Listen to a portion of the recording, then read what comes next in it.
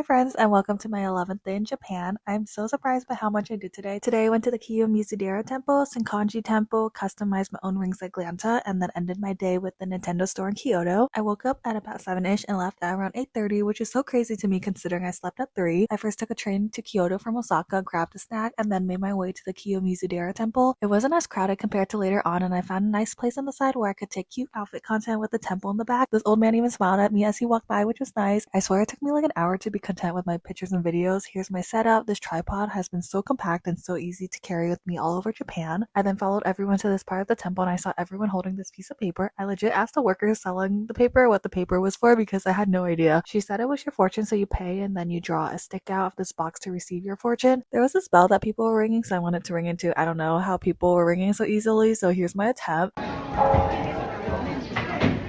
I then bought my ticket to finally make it into the kiyomizu-dera temple, and at this point I'm just following the crowd of people because I don't know where to go. Everyone's washing their hands here, and here's what the inside of the temple and the view from the temple is looking like. How come everything in Japan is so green? Like the scenery is not real. Oh my god, you guys, look at how many people there are on the other side of the temple. I can't imagine it being peak hour because it would be even more crowded. I then passed by this place where you can tie your fortune if you got a good luck fortune, and these wooden fortunes you can ride on. This place is so big, we barely made a dent in reaching the end. I made it to the place from earlier with the crowd of people, and here was the view from this angle. There was a split path that you can choose from, so I went to this temple first before going to the other temple. I'm trying to look for the Fuji temple. I don't know where it is, but I think we have to go this way.